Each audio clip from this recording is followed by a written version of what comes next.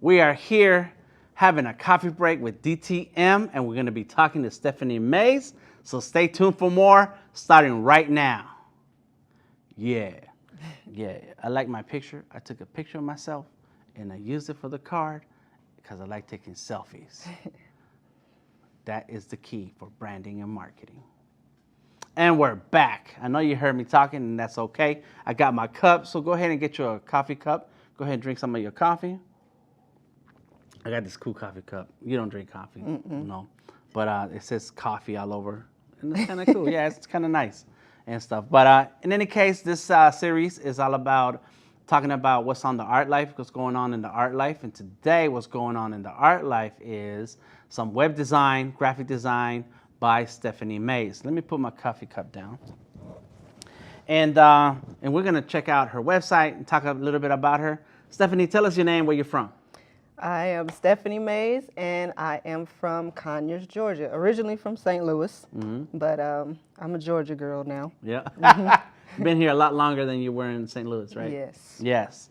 And so you were trained, or you went to school for web design. I did. Tell us a little bit about that. I went to school for web design. I have a bachelor's degree in graphic design with a major in web design. And yeah, I actually started off with doing certification courses before I went to school, and just kind of wanted to get even deeper, so I went to get my degree. Okay. What is it about graphic design and web design that attracted you, that made you want to go to college and get a degree on it? Actually, I saw a need.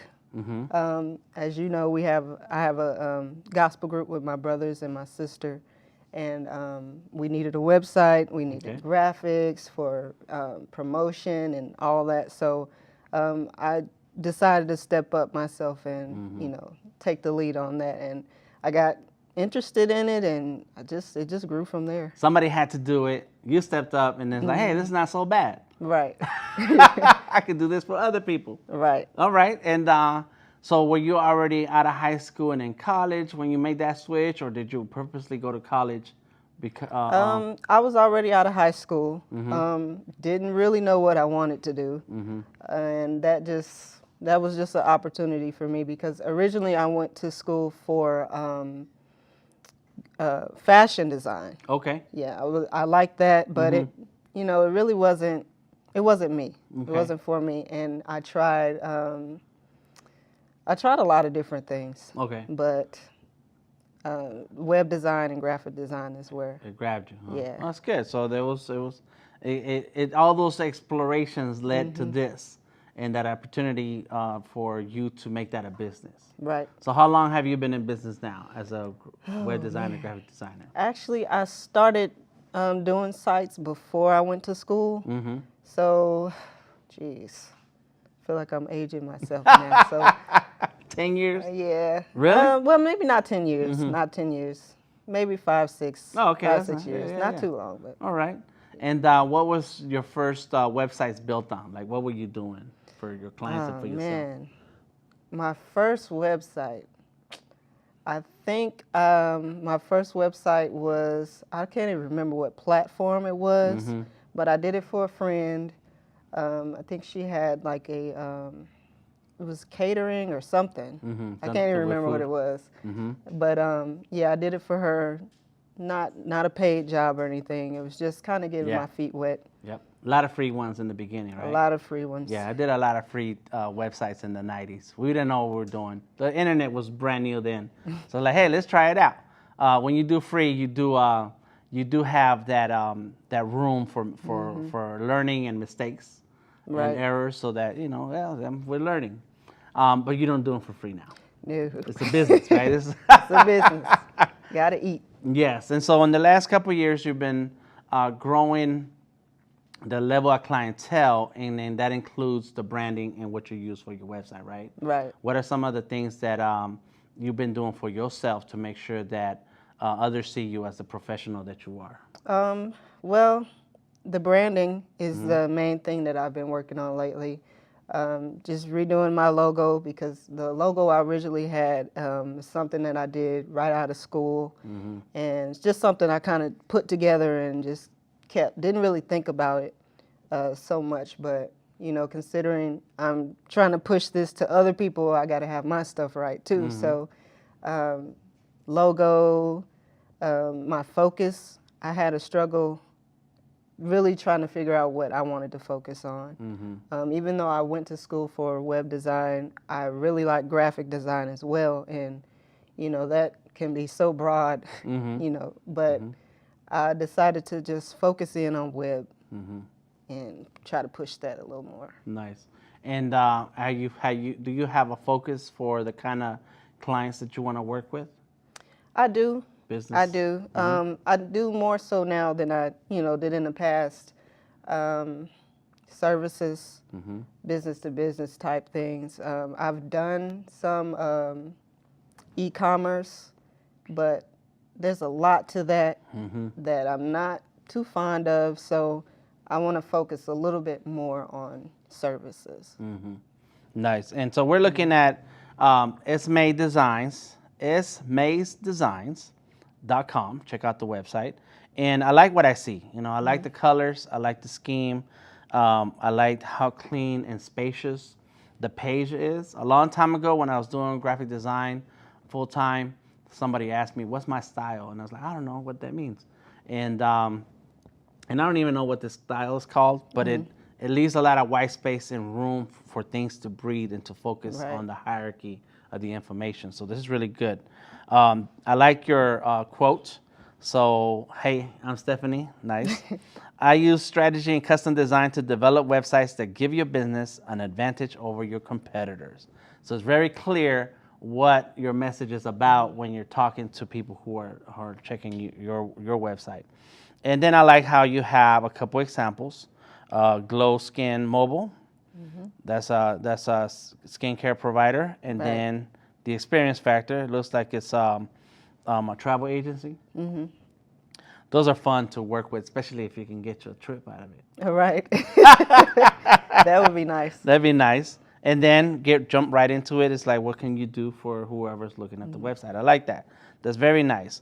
And so today, I want you to share with us a little bit about your, let's see, there's the blog, about one of your latest blogs in blog posts, which is Understanding the Web Design Process. First, tell us why you wrote it. Okay. Well, I wrote that one because I get a lot of people that don't really understand what goes into creating a website. It's more to it than just choosing a template and throwing your information in there. You have to really put some thought into it if you really want to make it work for you.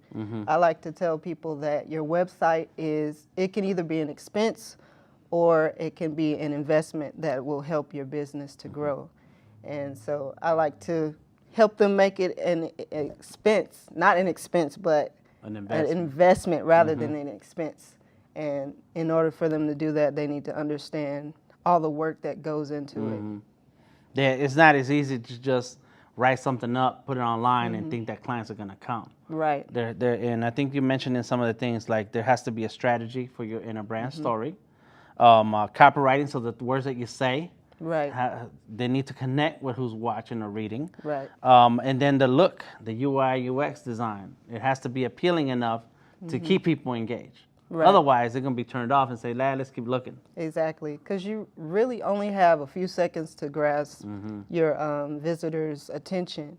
And you can lose it quite easily if, you know, people come to your site to find what they're looking for. They don't want all this other stuff thrown at them. And in order to do that, you have to be able to connect with them in a different way, you know, on a more emotional level, I guess you could say. Kind of play on those emotions a bit to keep them there. Yeah. Well, I like to always make sure that there's an appeal, a visual appeal, and then an emotional, and that also connects to your emotions. But then there's the words that specifically speaks to what they're looking for. Right. And so a lot of times when people who own a business and they build their own website, they're writing and showing off what they think and what they feel, and not what the customer is thinking and feeling. And that's where you come in and you try to help them in a way to show to stand for the customer. Right. Stand on the side of the customer, like, well, if I'm a customer What am I looking for here, and does that speak to me? Right. And that's very hard to do for a business owner to look at it from the other side. Yes. And you have to, you really have to look at it, like you said, as you're the customer. Like, what are they coming there for? They have a problem. They have some sort of problem that they need an answer to, and you have to present yourself as the answer to that problem. So in order to do that, you got to do some research. You got to really dig deep and figure out what it is that they're looking for and how you can best present it to them. So when you're working with a client, one of your website clients, do you sit there and do an interview with them? Do you visit their store or their business? I do. Initially, we do a consultation so I can get a feel of, you know, what it is that they're looking for, because I may not be the best fit for them, and they might not be the best fit for me. So I like to do that first, and then once we get into it, then comes in the research, and you know, I have to dig deep into, you know, get all up in their business a little bit.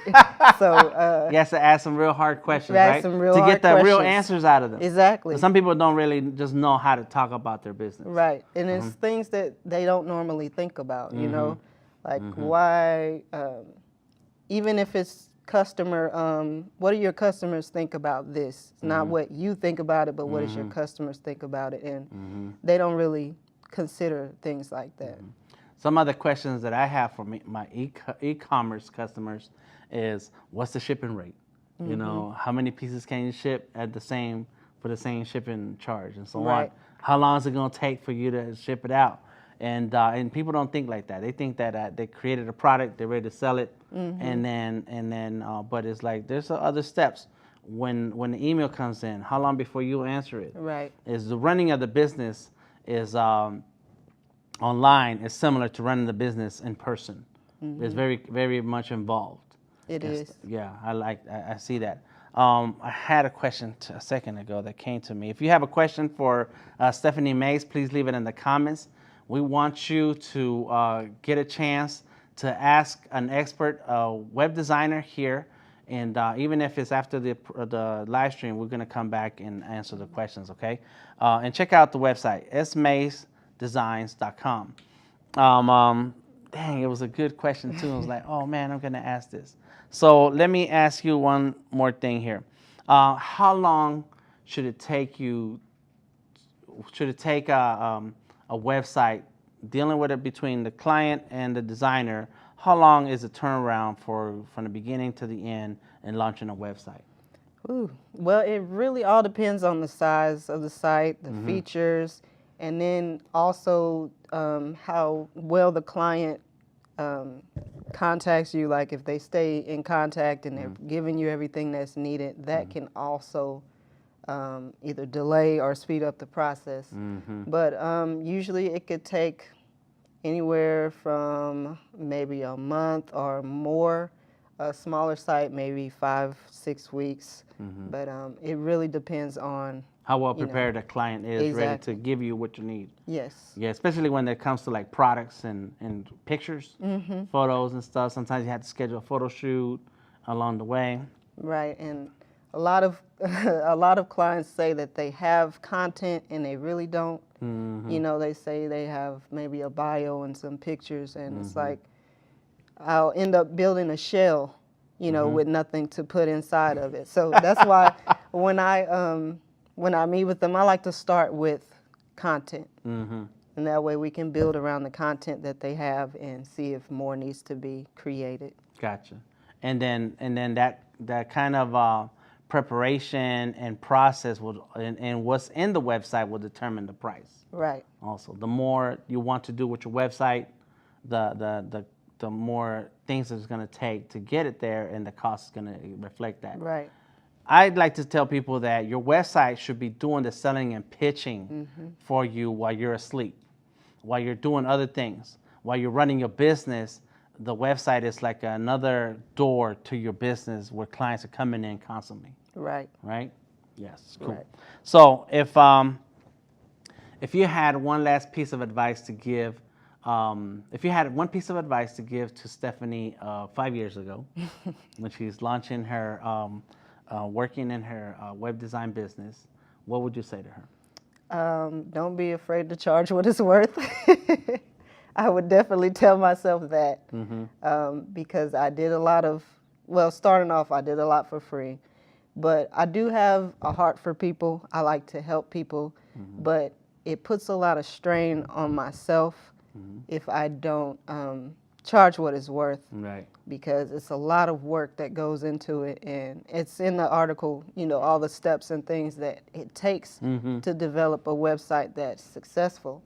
And so I would tell myself to charge what it's worth, because in the end, you're going to drain yourself, you're going to work yourself to death and have nothing to show for it. Right. All right. Good. Well, negotiate what you're worth, right? What you want. All right. Cool, cool, cool. So social medias, we can find you. Let's see. There's right here on the bottom of the screen. I don't know if our body is in the way where you can't see it, but it's on the bottom right side. You got an Instagram, Facebook, Twitter, LinkedIn, and Pinterest. You're everywhere. I'm everywhere. And it's all at SMaysDesigns, SMays Designs. Awesome. All right. Well, you've heard it from Stephanie Mays. Check out her website. Check out her social medias. Find out, ask questions, find out what's it going to take to get you online. And I like the way your quote was in the beginning. You contact Stephanie Mays so that you can give your business an advantage over your competitors. I like that. We're going to have to work with that some more to make us do some impact social media stuff. All right, I'm DTM, DeltaTangoMike. This is a coffee break with DTM. I put down my cup because I wanted to hold a laptop and a coffee cup at the same time. It's too much work. But check me out, DeltaTangoMike, anywhere on the internet. ArtIsKing_ATL. And what's going on in your art life today? Let us know. Tag us, drop a link, let us know what's happening with you. We're very much interested in making sure that the community, the arts community, the creative class is building their business, building their brand so that they can become sustainable and self-sufficient, independent entrepreneurs. All right? This is DTM. Talk to y'all later. Thank you, Stephanie. Thank you. Appreciate you very much. Awesome.